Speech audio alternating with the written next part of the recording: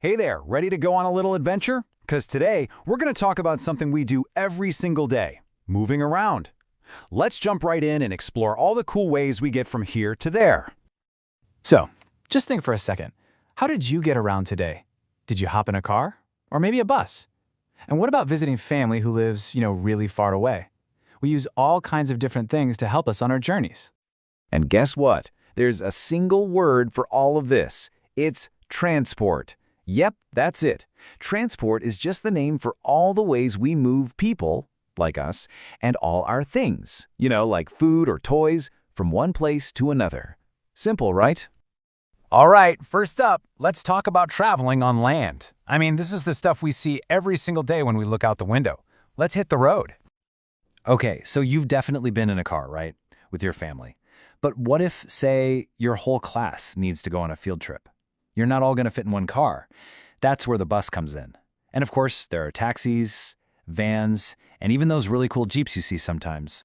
Now, some vehicles are all about work. They're built for some really tough jobs. Take a look at that giant truck. Wow, that thing is made to carry super heavy stuff for long, long distances. Then you've got the pickup truck. It's smaller, yeah, but that open back is perfect for hauling around tools and equipment. But hey, who says you need 4 wheels? Sometimes 2 is all you need. Zipping around on a bicycle or a motorbike can be a ton of fun. Oh, and get this, some things don't need roads at all. Think about trains or trams or the metro. They just glide along on their own special metal tracks. How cool is that? All right, so we've covered the ground. Now, what's next? Let's look up. Way up. Time to talk about flying through the air. So, if you wanted to go visit another country, like way across the ocean, walking's not going to work. A plane is what you need. These things are just incredible. They fly super high and incredibly fast, right up there above the clouds. You can cross an entire ocean in just a few hours. Amazing. Okay, but check this out. A helicopter, it flies in a totally different way. It doesn't need a big long runway like a plane does. Nope. It can go straight up, straight down, and even just hang there in the air, totally still, kind of like a hummingbird. That's why they're so great for rescue missions or landing in really tight spots. So, we've talked about going up, but how do you get down from way up high, safely? Well, that's where a parachute comes in. Now, it's not really a vehicle, but it's super important. It's like this giant canopy that pops open, catches the wind, and lets you float gently all the way back down to the ground. Phew! Okay, we've done land, we've done air. What's left? You guessed it, water. So let's make a splash and see how we move across everything from little rivers to the giant ocean. There are all kinds of ways to travel on water. You could have a really fun, relaxing day in a small boat on a lake, or maybe you're on a fancy yacht.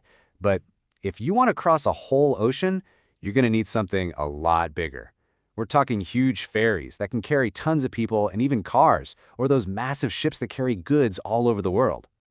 Okay, but everything we've talked about so far floats on top of the water. But what if you wanted to go under the water? Well, for that, you need a submarine. It's this really special kind of transport that can dive deep, deep down and explore the bottom of the ocean. So cool.